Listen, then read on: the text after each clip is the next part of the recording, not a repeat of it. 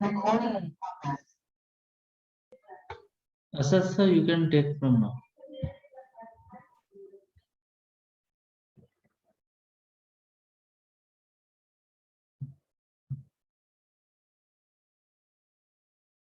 Hello guys,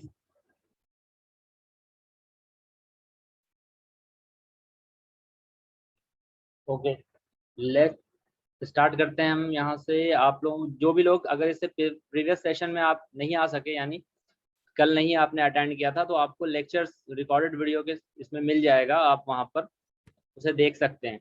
तो और बाकी सारी क्यूरीज जो है वो आप डायरेक्ट मैसेज के ज़रिए आप उसे पूछें, जो भी पूछना है वो डायरेक्ट आप उस पर चैट पे पूछ लें।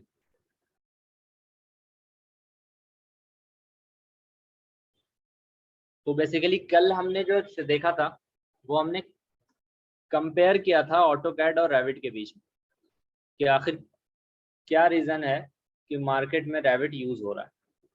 आज का पार्ट जो होगा वो सर्विसेज से रिलेटेड होगा कि हमें रैविट यूज़ करना है, कैसे करना है, जो कि मैंने पहला स्टेप कल बता दिया था कि स्टार्ट कहाँ से हमें करना है। लेकिन वो सारा पार्ट जो था वो सिर्फ लिंक मेथड था कि क्लाइंट की तरफ से जब हमें बिल्डिंग प्रोवाइड की जाती है तो उसके बाद हम कौन सा स्टेप लेते हैं। आज आपको आगे की सर्विसेज के बारे में पता चलेगा, जैसे कि डक्टिंग या डक्टिंग वहाँ पर इंस्टॉल करना है या बनाना है, किस तरह की कौन कौन से ऑप्शंस हमें यूज़ करने होते हैं और कितना फास्ट काम किया जा सकता है। क्योंकि सारी चीज़ें तो इसमें कवर नहीं होगी, लेकिन जो आपको एक आइडिया मिल जाएगा, बेसिक आइडिया कि आप इस पे काम कर सकते हो। चलो, कल मैंने यहाँ पर स्पेस तक काम किया था, स्पेसिंग एंड जोन को डिवाइड कर दिया, ठीक है। अब अगर मुझे इसी स्पेस एंड जोन को यहाँ पर मैंने कलर कोडिंग पे दिखाया है कि ये सारे अलग अलग डिफरेंट टाइप के कलर्स यहाँ पे अवेलेबल हैं आप लीजेंड के साथ, लेकिन मुझे यहाँ पर इसकी ज़रूरत नहीं है। जब मैं सर्विसेज यहाँ पे बनाऊंगा तो मैं स्पेस वाले ऑप्शन से हट जाऊंगा और मैं चाहूंगा कि मुझे ये जो स्पेस वाला ऑप्शन है, यहाँ पर स्पेस के जो फोल्डर नज़र आ रहे हैं वो अलग, जैसे फ्लोर प्लान और HVAC की डिसिप्लिन है, उसके साथ साथ एक नई डिसिप्लिन क्रिएट हो जाए। उसमें हमें क्या करना होगा कि मैं यहाँ पर अपर ग्राउंड फ्लोर को सिलेक्ट करते हुए सब डिसिप्लिन में जाते हुए HVAC को चेंज कर दूंगा और नया नाम दे दूंगा स्पेस एंड जोन। अब ये ज़रूरी नहीं है कि आप यहाँ पर सिर्फ स्पेस एंड जोन ही दें। देखें यहाँ पर आप स्पेस एंड जोन के फोल्डर्स आपके यहाँ पर अलग क्रिएट हो गए। आप चाहते हो कि डिफरेंट टाइप के फोल्डर्स मुझे क्रिएट करने हैं तो देन यू कैन। अब यहाँ पर बहुत सारे ऑप्शंस आ जाएंगे, बाद क्वेश्चंस रेज होंगे कि भाई यहाँ पर कितने टाइप के डिफरेंट फोल्डर होंगे, तो वो सबको मैं यहाँ पर डिस्कस नहीं कर पाऊंगा कि मुझे कितने टाइप्स के फोल्डर मैं यहाँ पे बनाऊंगा। ये सारा पार्ट धीरे धीरे कवर होता है पूरे क्लासेस में, लेकिन मैं आपको ये बता रहा हूँ कि ये स्टेप्स है कि आप किसी भी फोल्डर्स को, जैसे मुझे एक स्पेसिफिकेशन देना है चिलर्स का, मैं चिलर्स के स्पेसिफिकेशन के लिए मैं एक नया फोल्डर बनाना चाहता हूँ, तो मैं यहाँ पर डुप्लीकेट मेथड से एक नया डिसिप्लिन क्रिएट कर सकता हूँ। अब ये डिसिप्लिन क्रिएट करने के कई मेथड हैं, वो आपको बाद में पता चलेगा इसका, ठीक है। अभी आपको यहाँ पर यही समझना है कि इस तरीके से हमने स्पेस को, जो कलर कोडिंग वाला पार्ट था वो मैंने अलग कर दिया और मेरा ground floor upper ground floor का जो पोर्शन है वो मेरे पास है अवेलेबल। मगर मुझे यहाँ पर टैगिंग नज़र नहीं आ रहा, विजिबल नहीं है, क्योंकि मैंने यहाँ पर टैग तो लगाया है, लेकिन यही चीज़ आप अपर ग्राउंड फ्लोर पे जाते हो तो टैग आपको नहीं मिलता है। थोड़ा वेट करना पड़ेगा,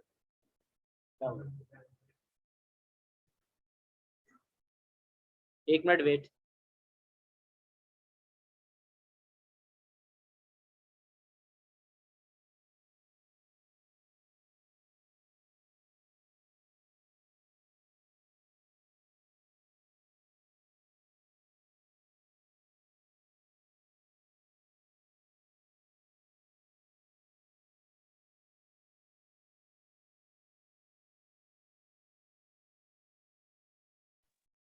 हाँ, तुम तो अब हम देखते हैं कि यहाँ पर मुझे वो सारे जो मार्कअप मैंने स्पेस के किए थे और जोन के किए थे वो यहाँ पर विजिबल नहीं है। उसके लिए आपको सिंपल सा काम करना होगा, एनोटेशन में जाके एक ऑप्शन आता है टैग ऑल।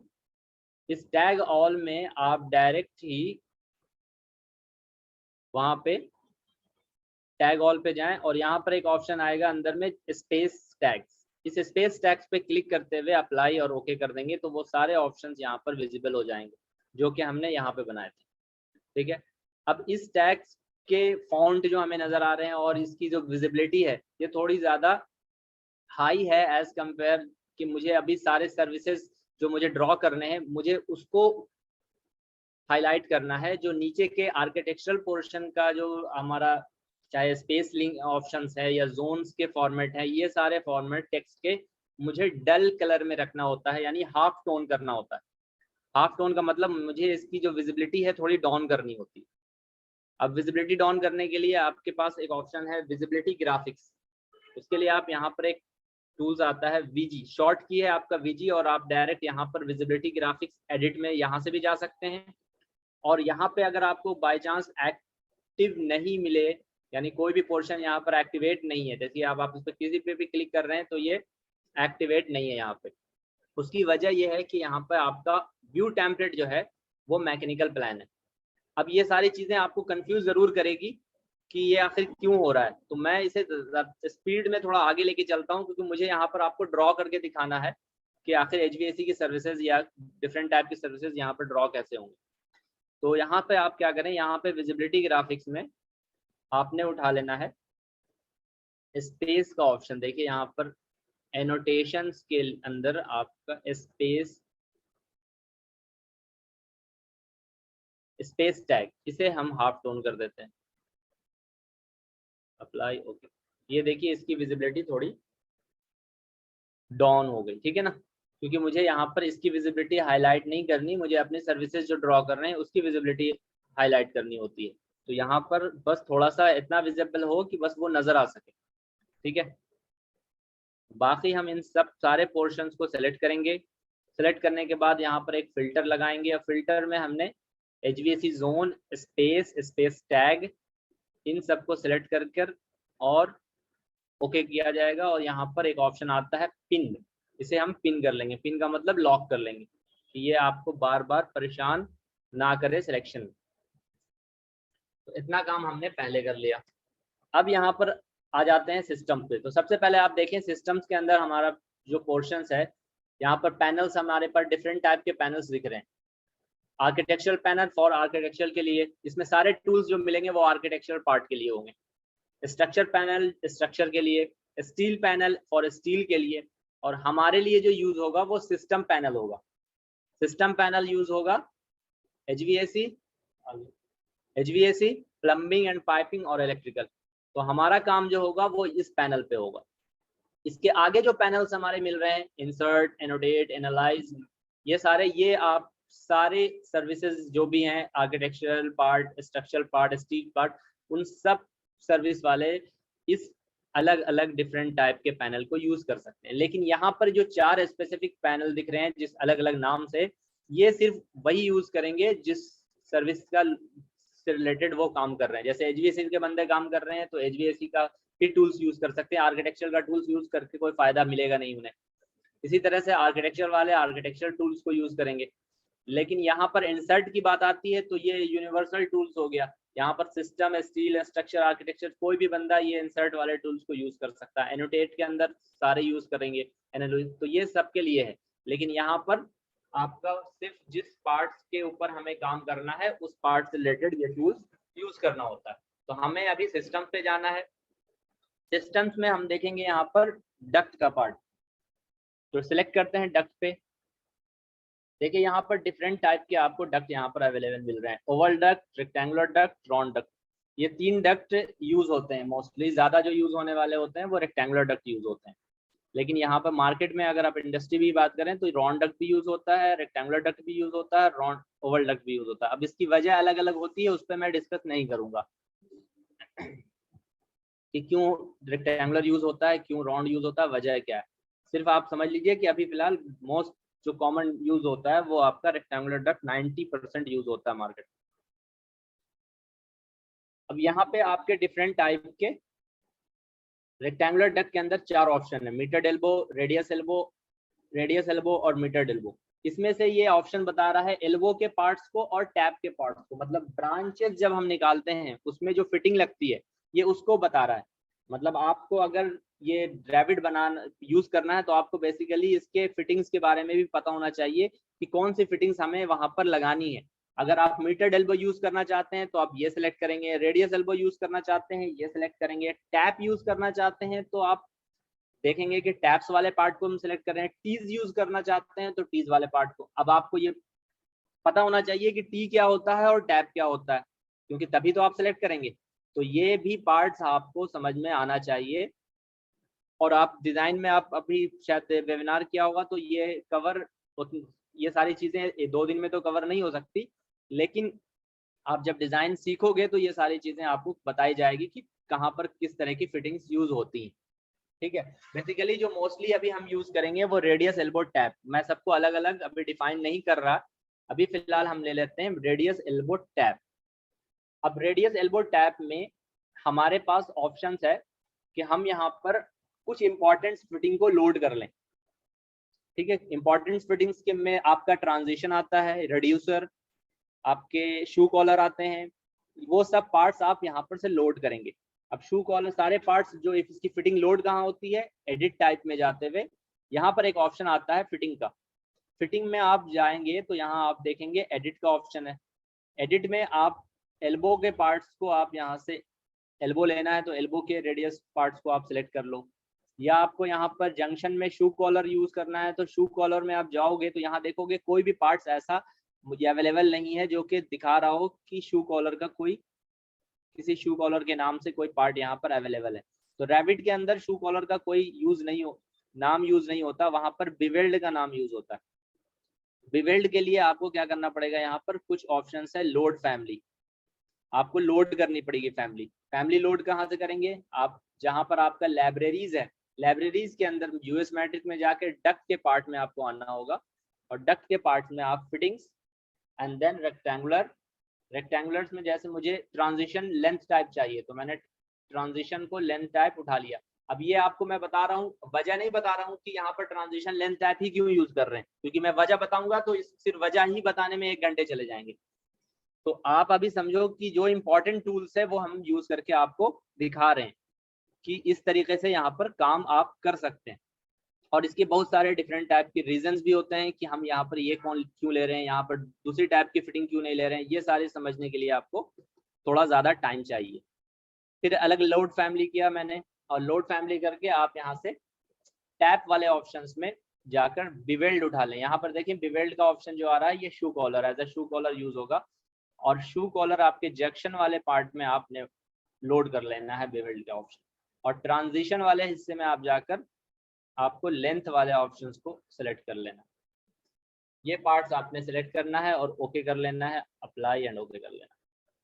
ठीक है, इतना पार्ट हमने यहाँ पर डक्ट का उठा लिया। इसके बाद हम क्या करेंगे, मैकेनिकल इक्विपमेंट्स में जाएंगे। मैकेनिकल इक्विपमेंट्स में क्यों जाएंगे, क्योंकि हमें किस टाइप के यहाँ पर 8 यूनिट्स लगाने हैं। मीटिंग रूम्स में सपोज मुझे काम करना है तो मीटिंग रूम्स में आप जब सीलिंग प्लान पे आएंगे, सीलिंग प्लान के अपर ग्राउंड फ्लोर पे, तो आप देखेंगे मीटिंग रूम्स के अंदर आपका ये पोर्शन ग्रिड सीलिंग है, और यहाँ पर हमें डिफ्यूजर्स लगाना है। मतलब डिमांड है क्लाइंट की कि यहाँ पर डिफ्यूजर्स चाहिए और इस वाले हिस्से में मुझे ग्रिल चाहिए, तो आप कैसे यूज कर सकते हैं, तो वो मैं आपको यहाँ पर लगा कर दिखाऊंगा। तो सबसे पहले मुझे क्या यूज करना है, एयर टर्मिनल्स।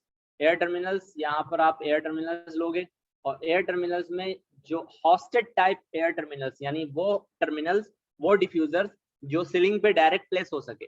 अब रैबिट में अलग अलग कैटेगरी है कि ये टाइप्स के भी हैं, दूसरे टाइप्स के भी हैं, लेकिन सीलिंग पे प्लेस होने के लिए जो डिफ्यूजर यूज किया जाता है वो आपका हॉस्टेड टाइप है।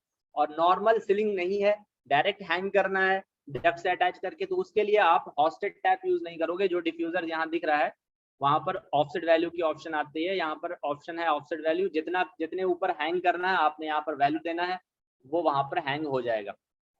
मगर अभी मुझे सीलिंग के ऊपर प्लेस करना है, तो सीलिंग के ऊपर प्लेस करने के लिए मैं लोड फैमिली करूंगा और मैं बैक करके पोर्शन जाऊंगा यूएस मैट्रिक। यूएस मैट्रिक में एक ऑप्शन आता है मैकेनिकल का, यहाँ सारे मेरे मैकेनिकल से रिलेटेड जितने भी ब्लॉक हैं इक्विपमेंट्स के वो मिलेंगे।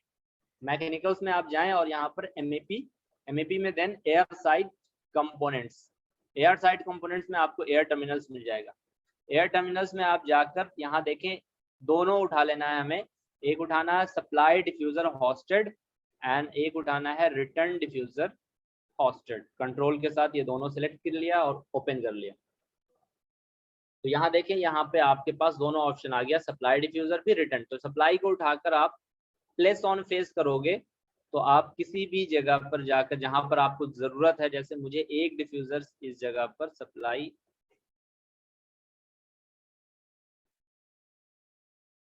लगाने और इसे कॉपी किया और यहाँ पर हमने दे दिया इस जगह पर। अब ये इसकी जो प्लेसमेंट है 1 2 3 4 5 मतलब 3000 के डिफरेंस पे हमने इसको रखा है। 3000 के बीच में गैप रखा है एक डिफ्यूजर से दूसरे। मिनिमम गैप आपको कम से कम 2400 का तो होना ही चाहिए, और जगह नहीं है तो 1800 में भी चल सकता है, लेकिन ये अभी बहुत हमारे पास अच्छा खासा स्पेस है। तो हमें यहाँ पर मैंने एक डिफ्यूजर, दो डिफ्यूजर्स और इसी के साथ ये डिफ्यूजर्स को भी यहाँ से कॉपी करते हुए इस साइड मैंने यहाँ पे प्लेस कर लिया और इसे भी हमने यहाँ से इस वाले पोर्शन से अलाइन कर लिया।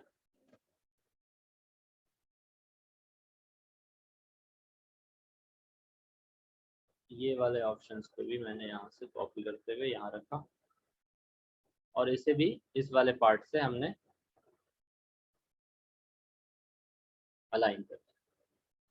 अब ये जितने भी डिफ्यूजर्स मैंने यहाँ लगाए हैं वो आपके सप्लाई है, तो दो आपके सप्लाई होंगे, दो रिटर्न होंगे।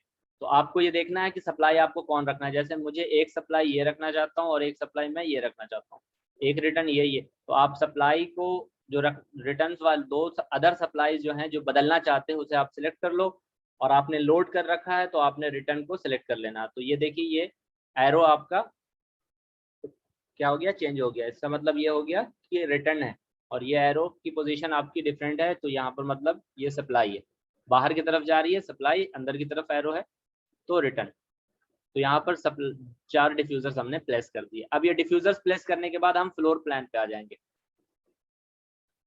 फ्लोर प्लान पे आकर सिस्टम पे जाएंगे, फिर मैकेनिकल इक्विपमेंट्स पे जाएंगे और हमें यूनिट लगाना है।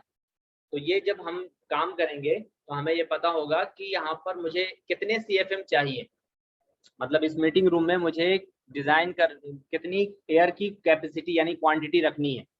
तो ये आपको कहाँ से मिलेगा, जिसने डिजाइन किया है उसके डॉक्यूमेंट से मिलेगा। उसका डॉक्यूमेंट्स कैसा होता है, वो एक्सेल का फॉर्मेट आपको मिल जाएगा और उसमें बता दिया जाएगा कि मीटिंग रूम में हमें इतना CFM हम यहाँ पे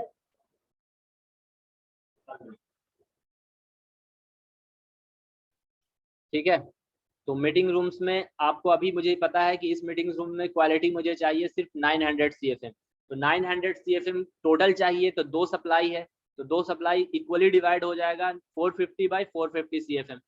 तो आप सेलेक्ट करोगे तो यहाँ पर देखो फ्लो का ऑप्शन दिखा रहा है लीटर पर सेकंड, तो आपको यहाँ पर यूनिट चेंज करना पड़ेगा, UN press and then HVAC, और यहाँ पर आप एयर फ्लो की यूनिट्स को आप यहाँ से लीटर पर सेकंड को क्यूबिक फीट पर मिनट CFM ओके। और आप वेलोसिटी, अगर आप डक साइजिंग भी डिजाइन करना चाहते हो तो वेलोसिटी को आप फीट पर मिनट FPM, क्योंकि हम लोग यहाँ पर जितने भी काम करते हैं इस FPM पे यानी एम्पेरियल यूनिट पे काम कर रहे हैं। और आप अगर मैट्रिक यूनिट पे काम करना चाहते हो तो जो यूनिट पहले से सेट था तो वो सही था, जो लीटर पर सेकंड या मीटर पर सेकंड ये सारे मैट्रिक यूनिट है। यहाँ से आप इसे उठा लो। फ्रिक्शंस को पास्कल पर मीटर को हटाकर इंच ऑफ वाटर पर कॉलम 100 फीट आप इसे ले सकते हो। अब ये सब जो मैं सिलेक्ट कर रहा हूँ ये आपको बहुत सी चीजें नहीं समझ में आ रही होगी, हो सकता है नहीं समझ में आ रही होगी अगर आपको डिजाइन का पार्ट क्लियर नहीं है। तो यहाँ पर आपको दोनों चीज रिक्वायरमेंट होगी कि आप HVAC डिजाइनिंग भी समझें और उसके बाद ये जब रैविट काम हो तो रैविट पे ड्राइंग बनाने के लिए ये चीजें भी समझ में आनी चाहिए, क्योंकि आप ड्राइंग बनाओगे कैसे, कोई आपसे बोल देगा कि इस CFM पे डिजाइन करना, इस FPM पे डिजाइन करना, आपको ना FPM का पता है ना CFM का पता है ना वेलोसिटी का पता है ना वेलोसिटी की लिमिट का पता है। तो ये सारी चीजें आपको डिजाइन में क्लियर की जाती है जब आप डिजाइन का पार्ट कवर करते हो। बेसिकली जो रैविट पे काम हो रहा है वो मॉडलिंग का पार्ट हो रहा है, डिजाइन के बाद का हिस्सा है, ठीक है ना। है तो अब यहाँ से आप देखें, इसे सिलेक्ट करें और इसे सिलेक्ट करें, इन चारों को आपने सिलेक्ट किया और यहाँ पर CFM को आप 450 लिख लो, दे दो। तो आप सारे जो फ्लो हो गया आपका एयर फ्लो वो 450 का हो गया।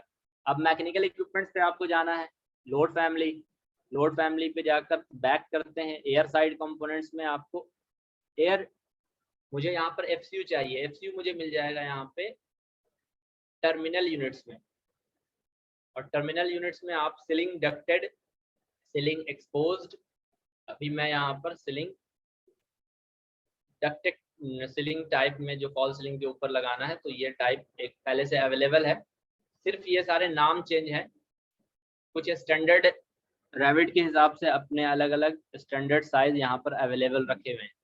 आप इसे ओपन कर लो, ओपन कर लोगे तो यहाँ पर देखोगे कि आपको ये इस जगह पर फैन जो है अलग अलग लीटर पर सेकंड की कैपेसिटी के हिसाब से।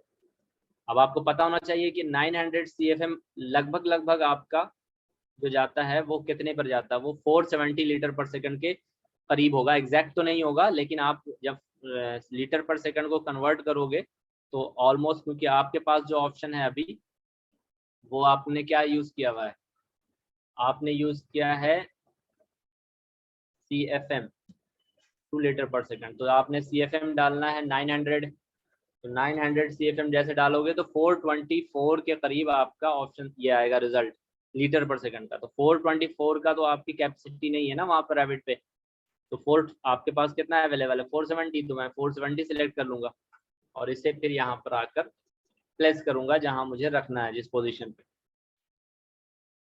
अब इसकी हाइट देखना है, देखो एक पार्ट आपका इन है और एक पार्ट आउट है, आउट वाले पार्ट सप्लाई है और इन वाला पार्ट रिटर्न है, तो मुझे सप्लाई वाले को उलटना है, तो आप स्पेस से इसको डायरेक्शन को चेंज कर सकते हो और इधर शिफ्ट लाकर इसे आप शिफ्ट कर लो। अब आप देखोगे यहाँ पर मुझे कनेक्शन चाहिए, तो आप यहाँ से पहले तो यहाँ पर देखेंगे कि HU हैंग कितने पे कर रहे हैं। HU आप हैंग कर रहे हो, आपको व्यू में जाकर सेक्शन कट करना होगा, यहाँ से एक सेक्शन कट करो और सेक्शन पे आप डबल क्लिक करते हुए आप देखो कि आप अपर ग्राउंड फ्लोर पे हो,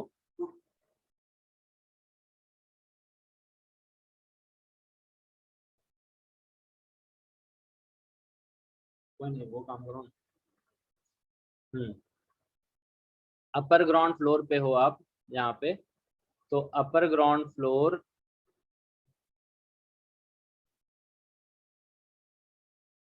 से ये बेस 0 लेवल पे है अभी, आप इसे क्या करोगे 0 लेवल से आप कुछ ऑफसेट वैल्यू दे दो या इसको स्ट्रेच करते हुए ऊपर लेकर आओ।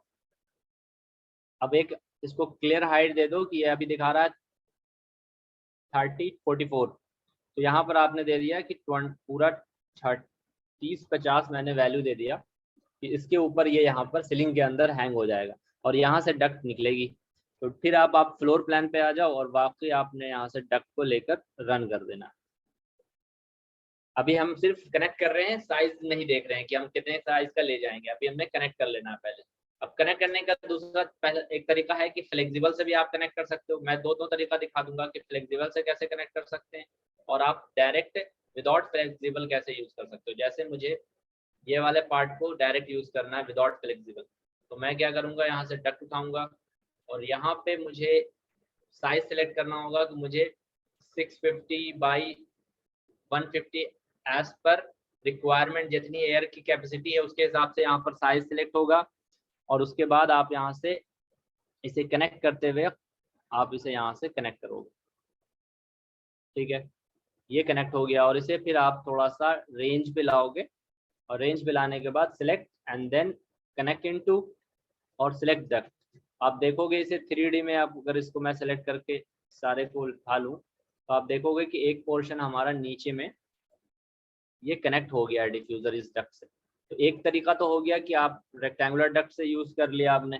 दूसरा है कि अगर आपको फ्लेक्सिबल डक्ट चाहिए उसके लिए आपको क्या करना पड़ेगा, यहाँ पर कितने का डाया चाहिए आपको, कॉलर है अभी यहाँ पर एडिट टाइप में जाइए तो यहाँ पर आपका 300 का कॉलर है, मतलब आपको डाया यहाँ पर 300 का चाहिए, या आपको डाया और कम चाहिए तो आपको यहाँ पर डाया को कम करना पड़ेगा, तो वो फ्लेक्सिबल डक्ट के हिसाब से वहाँ पर कनेक्ट होगा। तो वहाँ पर फ्लेक्सिबल डक्ट के हिसाब से आप ऐसे कनेक्ट कर सकते हो कि जैसे मैंने रॉन डक्ट उठा लिया और यहाँ से डाया उठा लिया मैंने 300, ये भी कैपेसिटी के हिसाब से उठाया जाता है और इनहेरिट एलिवेशन करके हमने यहाँ से डाया ले लिया और इस जगह पर आकर right click and then draw flexible, इसे आप फ्लेक्स क्लिक करें और यहाँ पर कनेक्ट करें। अब आप इसको आप 3D में यहाँ से भी देखेंगे तो आपको दिखेगा कि यहाँ आपने एक तरफ डक्ट से कनेक्ट किया, दूसरी तरफ फ्लेक्सिबल डक्ट से कनेक्ट किया। तो जहाँ पर जिसकी रिक्वायरमेंट होगी हम उसे यहाँ पर यूज कर सकते हैं। ठीक है, इंडिया में बहुत ना के बराबर यूज होता है, हर जगह यूज नहीं करते हैं लोग, डक्ट से यूज करते हैं। लेकिन आप अगर बाहर की कंपनी में काम कर रहे हो, एमएनसी कंपनी में, और वो प्रोजेक्ट बाहर के हैं, तो बहुत जगह पर लास्ट ब्रांच का जो हिस्सा होता है वो आपका फ्लेक्सिबल सिंगल जो कनेक्शन हो रहा है वो फ्लेक्सिबल डक्ट से ही किया जाता है। ठीक है, तो ये दोनों ऑप्शन यहाँ पर कंप्लीट हो गए हैं। अब अकॉर्डिंग टू रिक्वायरमेंट जो हमारी साइज आएगी, सपोज हमने यहाँ से एक स्प्लिट किया और मेरा 900 CFM के हिसाब से यहाँ पर कुछ साइज आया जो मैंने यहाँ पर डिफाइन कर दिया कि वहाँ पर 350 और 350 और यहाँ से आपका 700 का साइज आएगा। फिर आगे जाकर मेरा यहाँ पर 350 एंड देन 300 का साइज हो गया। ये डिज़ाइन पे डिपेंड करता है कि आपको कितनी कैलकुलेशन लेके चल रही है, क्योंकि मैं अभी यहाँ पर डिज़ाइन आपको कवर नहीं कर रहा कि आप किस तरह से यहाँ पर साइज निकालोगे और कौन सी वेलोसिटी की लिमिट रखोगे, क्योंकि वो अगर मैं अभी बताऊंगा तो बहुत ज़्यादा टाइम चला जाएगा। ठीक है, तो आप ये देखें यहाँ पर कनेक्शन हो गया। ठीक है, और जो भी साइज की रिक्वायरमेंट होगी जिसके हिसाब से फ्लो के हिसाब से वो हम डक्ट को सिलेक्ट करके यहाँ पर साइज को एडजस्ट कर सकते हैं। तो ये हमारा पार्ट यहाँ पर देखें आप, डक्ट यहाँ पर हम इन्हें यूज कर लिया। इसी तरह से यहाँ पर अगर मेरा पोर्शन ग्रिल के साथ हो, कई बार आप देखते हैं कि लीनियर ग्रिल के साथ है, तो अब सेम रूम्स है यहाँ पर, दूसरे रूम्स में भी, मीटिंग रूम्स में भी मेरी सेम कैपेसिटी है, तो मैं ड्रॉ नहीं करूंगा, इसे उठाऊंगा और इसे कॉपी कर लूंगा अगर सेम कैपेसिटी है हमारी तो डायरेक्ट हम वहां पर प्लेस कर देंगे। और यहाँ पर की कैपेसिटी अगर चेंज है और यहाँ पर के डिफ्यूजर्स की जगह पर हमें यहाँ पे ग्रिल लगाना पड़ रहा है, तो फिर हम यहाँ पर कुछ और यूज कर सकते हैं। तो बहुत तरह के ऑप्शंस हैं अवेलेबल। अब यूनिट्स जो HVAC में यूज होने वाले यूनिट्स है वो 50 तरह के यूनिट्स होते हैं। FCU यूज होता है, HU यूज होता है, HU के अंदर वर्टिकल HU यूज होता है, हॉरिजॉन्टल HU यूज होता है, सीलिंग सस्पेंडेड HU यूज होता है, फ्लोर माउंटेड टाइप यूज होता है।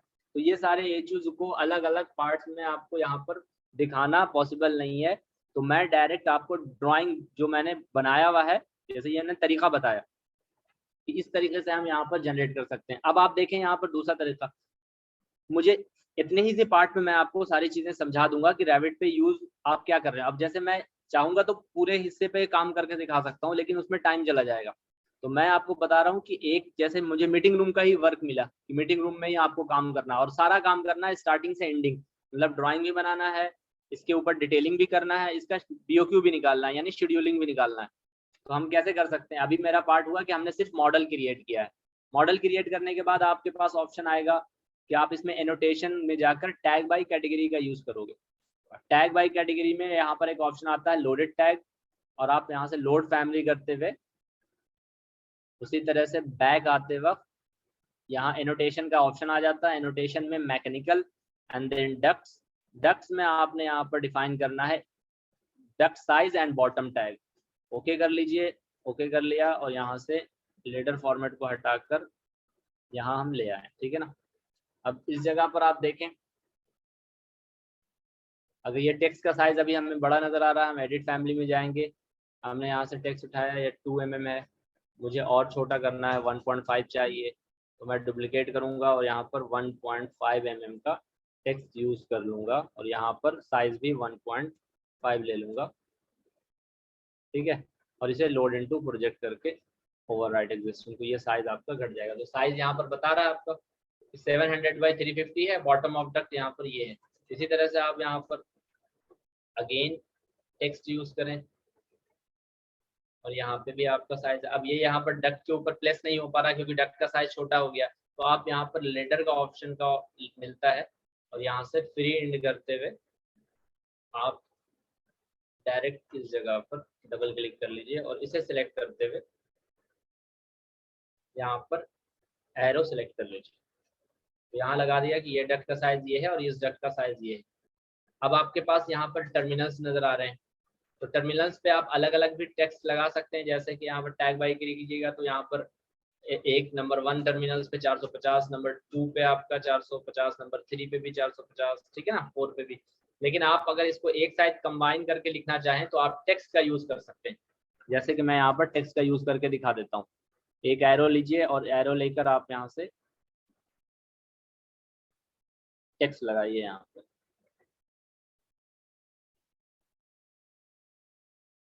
और इस जगह आपने डाल दिया 2S air diffuser. Diffuser 600 by 600। नीचे आए, नेक साइज यानी उसका कॉलर साइज क्या है, ये डिटेल आपको डालना पड़ता है ड्राइंग बनाते वक्त, क्योंकि नहीं डालेंगे तो पता नहीं चल पाएगा कि ये कॉलर इसका क्या है और उसका फेस का साइज क्या है। तो यहाँ पर डिटेल हमें डालना होगा, इसी के हिसाब से फिर क्वांटिटी निकलती है। तो नेक्स्ट साइज हमने अभी यहाँ सेलेक्ट कर रखा है 300 by 300 and then 450 CFM each. ये हमने इसको ले लिया और यहाँ से एनोटेशन में जाकर डिटेल लाइन लेकर इसे आप रेक्टेंगुलर भी बना सकते हैं। यहाँ पर आपने रेक्टेंगल बना लिया। अब आपने सप्लाई को दे दिया, इसी तरह यहाँ पर रिटर्न पे एरो लगाकर ये जो एस एयर है ये आर एयर हो जाएगा, मतलब रिटर्न एयर डिफ्यूजर हो जाएगा। तो इस तरीके से हम टैग लगा देते हैं। यहाँ पर FCU है, तो FCU में भी आप यहाँ पर इसी तरह से टेक्स्ट का यूज कर सकते हैं कि एरो लगा दें यहाँ से और यहाँ पर आप टेक्स्ट डाल दें कि आपने कितने FCU, यहाँ पर 2 FCU यूज किए हैं। या यहाँ पर आप नंबर लगा सकते हैं, डायरेक्ट टेक्स्ट ना लगाकर आपने यहाँ से डायरेक्ट इसके ऊपर जाएं और यहाँ पर आपने नंबर 1 और यहाँ पे नंबर 2, दोनों सेम कैपेसिटी का है। आपने क्या कर लेना है, सिर्फ आप इसको नंबर 1 और नंबर 2 आप यहाँ से टेक्स्ट लें और बाहर की तरफ नॉर्मल टेक्स्ट विदाउट एरो वाले टेक्स्ट को यूज कर लें और यहाँ दे दें नंबर 1 एंड 2 और नीचे आ जाएं FCU 450 CFM @ 2.5 TR। और ये यहाँ पर हमने, और जो अगर साइज देना है तो साइज भी दे सकते हैं, इसके साइज डायमेंशन लिख सकते हैं कि कितने बाई कितने का साइज है और यहाँ से रेक्टेंगल। तो यहाँ पर डिटेल आप देख के बंदा समझ जाएगा कि 2 FCU लग रहा है, नंबर 1 और नंबर 2। तो इसमें ड्राइंग में ढूंढ लेगा नंबर 1 यहाँ है, नंबर 2 यहाँ है। इसका इसके बारे में बता रहा है कि सॉरी ये आपका 900 है, 900 CFM। तो इस तरीके से हम यहाँ पर डिटेलिंग कर सकते हैं, ठीक है। और एरो लगाकर भी कर सकते हैं, मर्जी आपकी। तो यहाँ पर टेक्स्ट का भी यूज हमें समझ में आ गया, एनोटेशन टैग बाय कैटेगरी का भी यूज हो गया कि हम डायरेक्ट बिना टेक्स्ट लिए ही डायरेक्ट टैग लगा सकते हैं, उसके बारे में कुछ इंफॉर्मेशन दे सकते हैं, ठीक है। अब इसके बाद फाइनल क्या होता है, ये बनाने के बाद हमें एक सेक्शन रिपोर्ट देना होता है कि भाई आपको पता हो कि ये डक्ट कहाँ पर हैंग हो रही है। तो आप देखें यहाँ पर जाएंगे और यहाँ से आप फाइन करेंगे तो आपको एक सेक्शन व्यू मिल जाएगा और यहाँ पर भी आप टैग बाय कैटेगरी का यूज कर लें। इस जगह पर आपने ये लगा लिया और यहाँ पर भी आपने ये लगा लिया। तो ये आपका साइज यहाँ पर अवेलेबल हो गया। इस जगह पर आपने डिफ्यूजर लगा रहा है, डिफ्यूजर्स के कॉलर्स को आपको डिफाइन करने की जरूरत नहीं है। यहाँ पर आपका FCU है तो आप FCU पे डायरेक्ट टेक्स्ट लगाकर, सॉरी यहाँ से ये सिर्फ आप डाल सकते हैं FCU, ठीक है। और यहाँ से आप मेजरमेंट लेते हुए भाई FCU का बॉटम यहाँ से हमारा कितना है, 350 है। यहाँ से हमारा डक्ट का लेवल क्या है, ये इसके बारे में भी आप रेंज दे सकते हैं। बाकी वैल्यू यहाँ पर 350 दे रखा है बॉटम, तो आपको यहाँ से दिखाने की ज़रूरत भी नहीं है, आप बिना इसके भी यूज़ कर सकते हैं, ठीक है ना। तो ये डिटेल आपको यहाँ पर देना पड़ेगा। अब आपके पास कौन से डिटेल हो गए, सेक्शन डिटेल हो गए, और आपके पास एक ऑप्शन आपके पास कहाँ आ गया, मीटिंग रूम का डिटेल हो गया, और एक आपके पास कौन सा डिटेल हो गया, एक हो गया। मैं चाहता हूँ कि ये छोटे छोटे पार्ट को, मुझे पूरे फ्लोर के पार्ट को नहीं दिखाना है, मुझे सिर्फ एक मीटिंग रूम के ऊपर डिटेलिंग करनी है। तो मैं क्या करूँगा, मैं क्योंकि मुझे और सबकी डिटेलिंग बाद में अलग दिखानी है, अभी रिक्वायरमेंट क्लाइंट की है कि सिर्फ मीटिंग रूम का ही पार्ट आपको कवर करना है। कई बार ऐसा होता है कि बिल्डिंग बहुत बड़ा है और बिल्डिंग का एक हिस्सा ही आपको वर्क करना है, दूसरे हिस्से पे आपको काम नहीं करना, तो आपको उस वाले पार्ट को क्रॉप करना होता है कि भाई मैं PDF निकालूंगा तो इतने से पार्ट को क्यों निकालूं जब मेरा सारा वर्क हुआ है इस वाले पार्ट पे। तो उसमें आपको क्या करना होगा कि आपके पास एक ऑप्शन है कि अपर ग्राउंड फ्लोर पे जाकर आप यहाँ से डुप्लीकेट और duplicate with as a dependent ये यूज कर लें, और इस जगह पर आप आकर इसे ग्राउंड फ्लोर का ही पार्ट है ना, इसे रीनेम दे दें आप, ग्राउंड फ्लोर ही है, और यहाँ से ग्राउंड फ्लोर पे आप इस पे मीटिंग रूम 1। तो इससे क्या होगा कि ग्राउंड फ्लोर के अंदर अलग अलग आपका सेक्शन बन गया कि ग्राउंड फ्लोर के ही हिस्से में आप ग्राउंड फ्लोर्स पे जाओगे तो आपके पार्ट तो आपको ये मिलेगा, लेकिन ग्राउंड फ्लोर पे आपका मीटिंग रूम का हिस्सा है। अब यहाँ पर आप यूज कर सकते हो, एक ऑप्शन आता है व्यू के अंदर स्कूप बॉक्स। स्कूप बॉक्स आप उठाओ और उसकी लिमिट आप डिफाइन कर दो कि मुझे हाइट की दो, क्योंकि फ्लोर की हाइट कितनी है, फ्लोर की हाइट 4000 से ज़्यादा है नहीं, तो आप यहाँ पर 4000 का एक लिमिट ले लो, और यहाँ से स्कूप बॉक्स डिफाइन कर दो कि मुझे सिर्फ व सिर्फ इतने से हिस्से पे ही काम करना। और इस जगह दिखाने के बाद एक स्कूप बॉक्स पे आप नेम दे दो मीटिंग रूम 1, ये आपने नाम दे दिया। अब आप इस जगह पर सिलेक्ट करो, देखो स्कूप बॉक्स का एक ऑप्शन आता है, और यहाँ पर आप मीटिंग रूम ले लोगे तो ये यहाँ से सिर्फ इतना सा पार्ट ही बचेगा। ग्राउंड फ्लोर पे जाओगे तो पूरा आपको एरिया दिख रहा है, लेकिन मीटिंग रूम में आपका क्रॉप आपने कर लिया, आपने स्कूप बॉक्स लगा के क्रॉप कर लिया। अब ये सारी विजिबिलिटी जो हमें दिख रही है, सेक्शन यहाँ से ड्रॉ किया गया है, ये वाला पार्ट हिस्सा जो है, ये लाइन हम यहाँ से स्प्लिट कर सकते हैं, और यहाँ से थोड़ा सा हिस्सा इधर, थोड़ा सा हिस्सा इधर, ये हमारा सेक्शन है। अब सेक्शन हमारा, अगर हम ग्राउंड फ्लोर पे भी जाते हैं तो ये सेक्शन हमें देखने को मिलेगा। इस सेक्शन पे हम, ये वाला हिस्सा हमारा है, कौन सा है, तो सेक्शन का नाम आप देखो यहाँ पर, सेक्शन कौन सा नाम, सेक्शन 1 दिखा रहा है, तो आप इसको सेक्शन 1 भी दे सकते हो, या कोई और नाम आप इसे अपने हिसाब से रीनेम कर सकते हो। खैर अभी मैं नहीं कर रहा। अब क्या करना है हमें, हमने यहाँ पर एक पार्ट तो बना दिया फ्लोर प्लान का, एक पार्ट सेक्शन में आप देखें यहाँ पर ये पार्ट हो गया सेक्शन 1, और दूसरा पार्ट एक 3D में जाते हुए यहाँ से हम क्या करते हैं, इस पर राइट क्लिक करके डुप्लीकेट कर लेते हैं, और यहाँ से रीनेम करते हुए हमने 3D और दे देते हैं मीटिंग रूम, इसको भी मैं अलग कर देता हूँ, और इस जगह पर 3D मीटिंग रूम्स में यहाँ से सेक्शन बॉक्स जो स्कूप बॉक्स था उसे हमने मीटिंग रूम डिफाइन कर लेना है, तो वो उतना ही सा पार्ट हमारा सिर्फ बचेगा, ठीक है ना, इस वाले से। अब इसकी पोजीशन आपको दिखा देनी है कि आपको रखना कैसा प्लेसमेंट करके, तो जो भी प्लेसमेंट आपको चाहिए उस प्लेसमेंट पे कि मुझे इसको इस एंगल से इसको दिखाना है, तो वो एंगल आप इसे यूज ले सकते हैं। जैसे मुझे ये एंगल यूज करना है 3D पे, तो मैं ये एंगल यूज कर सकता हूँ, ठीक है ना, इस तरीके से आप इसे यूज कर लें। और इसे रखकर यहाँ पर एक ऑप्शन आता है क्रॉप रीजन। क्रॉप रीजन आपका बहुत ज़्यादा है, उसको क्रॉप रीजन को आप छोटा कर लें, क्योंकि ये जब आप इस पे शीट पे आप इसे लगाएंगे तो आपके पार्ट्स यहाँ पर इतने ही दिखने चाहिए, ठीक है, ये हो गए। और यहाँ से क्रॉप रीजन आप यहाँ से हटा दें, तो आपके 3 ऑप्शन हो गए, 3D व्यू भी आपने अलग कर लिया, फ्लोर प्लान व्यू भी आपने अलग कर लिया, और सेक्शन व्यू भी आपने अलग कर लिया। अब यहाँ से क्या होगा, आपको इस पे इसकी शीट जनरेट करनी होगी, तो PDF आपको एक जगह मैनेज करके निकालना होता है। तो आप अलग अलग फ्लोर प्लान पे काम कर रहे हैं, अलग अलग जगह है, व्यूज आपके अलग अलग हैं, तो आप PDF कैसे निकालोगे, इसका PDF अलग निकालोगे, उसका PDF अलग, तो हमें एक शीट जनरेट करनी पड़ती है। शीट का ऑप्शन यहाँ पे मिलता है हमारा, sheet, new sheet, and then आप शीट बैक करता हूँ, टाइटल ब्लॉक के पार्ट्स में हमें A0 का शीट हमने यहाँ से उठा लिया, ठीक है।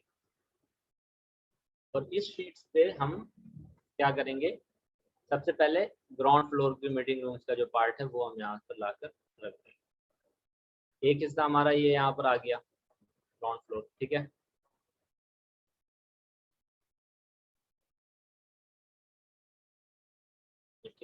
और आप इससे थोड़ा सेलेक्ट करने के बाद इसको आप थोड़ा छोटा कर सकते हैं इस तरीके से। दूसरा है सेक्शन बॉक्स, तो सेक्शन व्यू आप यहाँ से उठा लें,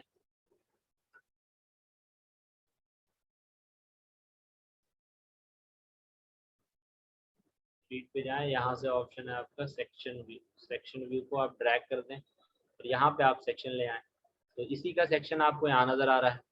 अब यहाँ देखिए प्लेसमेंट हो गया, शीट का नाम है A101 और सेक्शन नंबर 2 है। तो सेक्शन नंबर 2 इसलिए है क्योंकि यहाँ पर आपने सेक्शन 2 दिखाया गया है, आप इसको बदल भी सकते हो, यहाँ सेक्शन 2 ठीक है ना, सेक्शन 2। और ये सेक्शन 1 जो है वो इस नाम को फॉलो कर रहा है, आप इसको भी इसको कुछ और नाम दे सकते हो, HU सेक्शन, या रीनेम करते हुए इसको आप नाम दे दो कि FCU सेक्शन या मीटिंग रूम सेक्शन, आप इसे नाम बदल सकते हो। लेकिन यहाँ पर जो वेल नाम फॉलो कर रहा है वो यहाँ से देखेंगे कि नंबर 2 और ये नंबर 2, तो ये मैच कर गया। इसी में आपको 3D को एडजस्ट करना है, तो आप 3D को, अब ये शीट मेरे पास जगह बहुत ज्यादा है, मीटिंग रूम का स्पेस कम है, तो हम A0 शीट यूज ना करके A1 शीट यूज कर सकते हैं। मेरे पास पहले से जो पड़ा हुआ शीट है, राइट क्लिक न्यू, हम इसमें A1 शीट को यूज कर सकते हैं। आप A1 शीट पे, अब A0 शीट को आप वहां से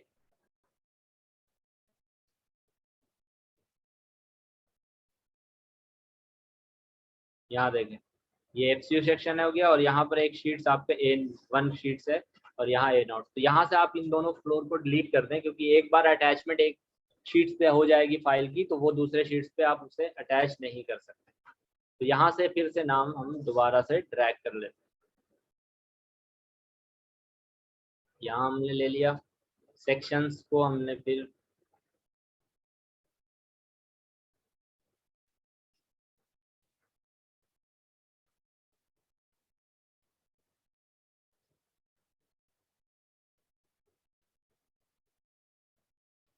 ये हमने सेक्शन उठा लिए, और 3D व्यू जो हमारा था वो मीटिंग रूम का ये 3D व्यू है, इसे भी हमने 3D व्यू पे भी हमने यहाँ से 3D व्यू भी उठा लिया।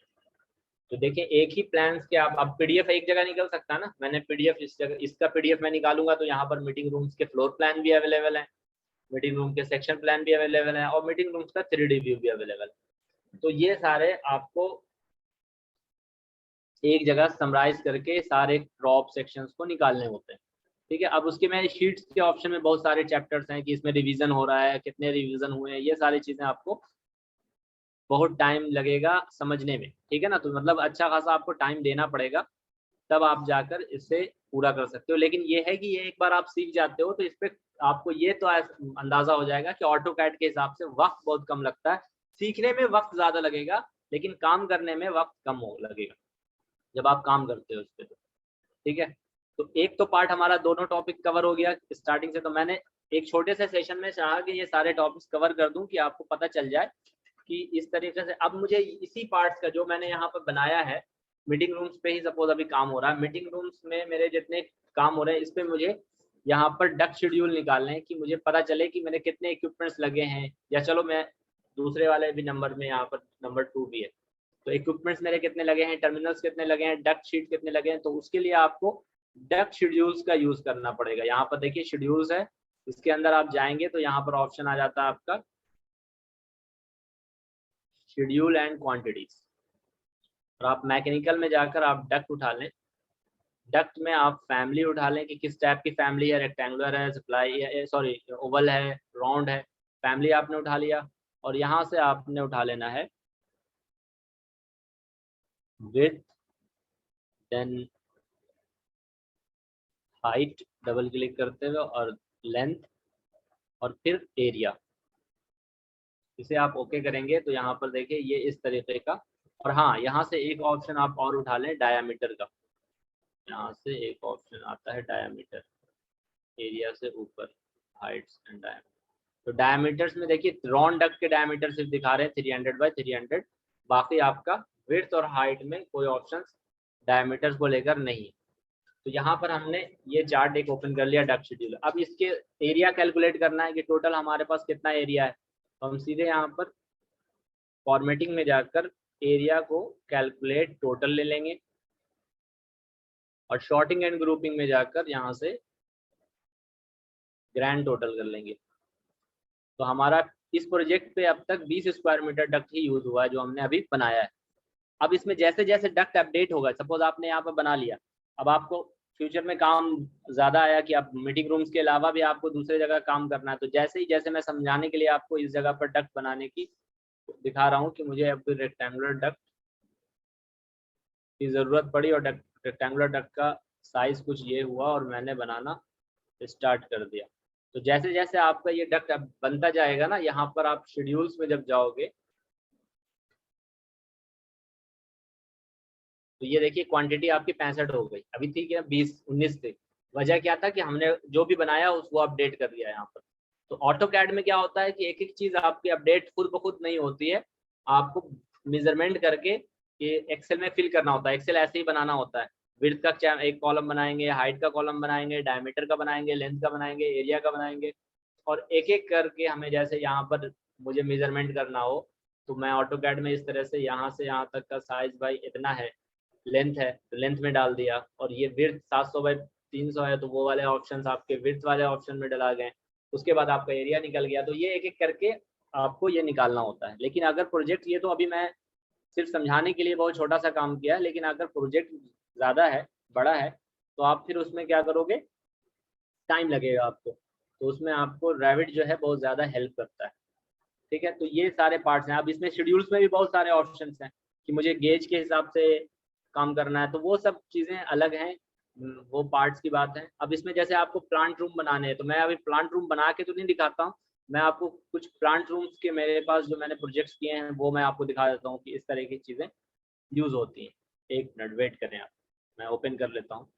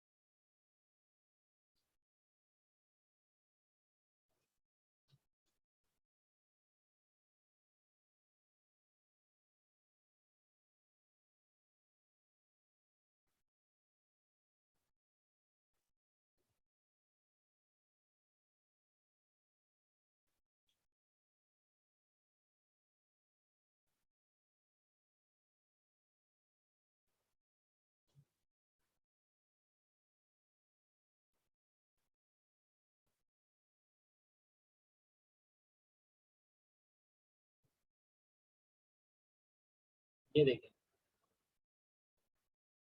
ये आपको प्लांट रूम दिख रहा होगा। टॉप व्यू से आपको अगर मैं समझाऊं तो आपको ये सारी चीज़ें समझ में आएंगी। ये 5 नंबर ऑफ चिलर्स यहाँ पर हमारे अवेलेबल हैं, 450 की टीआर की कैपेसिटी का। ठीक है, और ये आपका एक तरफ प्राइमरी पंप है ये सारे, दूसरी तरफ सेकेंडरी पंप्स हैं, और तीसरी तरफ कंडेंसर पंप है जो कूलिंग टावर से लाइन आ रही है। ये ग्रीन वाली लाइन जो आ रही है आपकी, ये कूलिंग टावर से आ रही है और यहाँ से सप्लाई हो रही है, ये वापस कूलिंग टावर में जा रही है। ठीक है, ये जो ब्लू लाइन है ये चिल वाटर सप्लाई की है, और जो ये पार्ट्स है ये चिल वाटर रिटर्न के पार्ट, सॉरी रेड वाले पार्ट्स हैं जो वो आपके पाइप के, वो चिल वाटर रिटर्न के पार्ट है। तो ये सारे, ये आपका एयर डक्ट सेपरेटर है, एक्सपेंशन टैंक है। अब देखें यहाँ पे, ये आप एक एक वॉल्व्स और एसेसरीज आपको दिख रहे हैं पंप्स में, वाइस टेनर्स, बटरफ्लाई, चेक वॉल्व्स। यहाँ आप देखेंगे, यहाँ पर आके आपको यहाँ प्रेशर गेज। तो ये आपको एक एक पार्ट्स भी आप सिलेक्ट करके इसको अलग से यूज़ कर सकते हो। जैसे कि मैं अगर यहाँ पर सेक्शन 4 में जाऊंगा तो देखो सेक्शन 4 में सिर्फ एक सेक्शन नज़र आ रहा है, सेक्शन 10 में आपको दूसरा हिस्सा पार्ट नज़र आ रहा है। प्राइमरी पंप सेक्शंस आपके ये हो गए, इसकी सारी डिटेल यहाँ पर मौजूद है। चिलर्स के सेक्शंस आपके ये हो गए। ठीक है, तो ये सारी चीज़ें यहाँ पर अवेलेबल है। तो मैंने ये दिखाया, ये बना के तो मैं अभी नहीं दिखा सकता, लेकिन आपको ये बता दिया कि ये इस लेवल का भी काम आपको करना पड़ेगा जब आप जाएंगे। तो ये टोटल कैपेसिटी जो है आप देख लो, 500 के अप्रॉक्स कैपेसिटी है, नहीं 450 के, तो नियर बाय आप 5 लगे हुए हैं तो 2500 या 2200 TRs की कैपेसिटी है यहाँ पर टोटल। ठीक है, अब आप अपने क्वेश्चंस चैट पे के जरिए पूछ सकते हैं।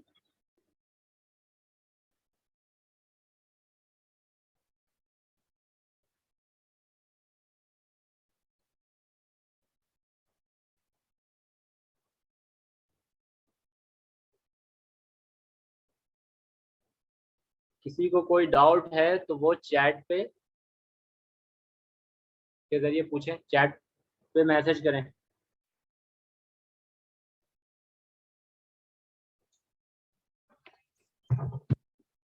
So, sir, this seems that there is no other doubts from their end. So, what I think we should wind up this session. Wait for some more time. अब ये Mr. Azam Iqbal, you just asked that kindly full training के content share. For that, you can just contact this number. I have just shared this number at the very top. You can contact this particular number in the chat box. I have just reverted. You can get in touch with him.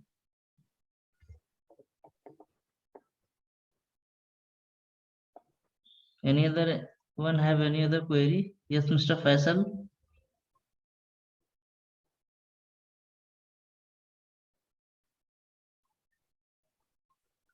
Anyone have any query? What you can do, you can just go to the chat box. You can just write all your queries to 9110147126. So that is your helpline number. So you can get in touch with this particular number, and he will just assist you in the best way. If any query regarding your video and all these things. Okay. Any other query?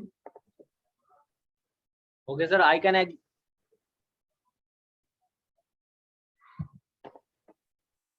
Right. Okay, sir. So let's stop here. Asa, sir. Okay. Anything you want to add in this? No, sir. No, sir. It's enough. Okay. Okay. Thanks a lot. Thanks a lot for your time. And we wish that this webinar it is fruitful to each and everyone. And we'll be coming up with some more webinars in the coming season. So stay tuned, be connected. Follow us on the LinkedIn page and Facebook page and other social networking sites so that you should be aware. We are starting one expert talk series also. That is someone from the industry having more than experience around 20 years, 30 years. They will be just coming up and they'll be just sharing some technical discussion. So we'll be starting by next week.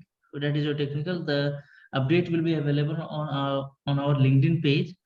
And coming to your part that yes, for any query regarding the recorded video and regarding the participation certificate, you can get in touch with this particular number that I had shared in the chat box. Okay, it's 9110147126. Okay, thank you and thanks a lot for your time. See you all in next upcoming webinars. Bye. Good night.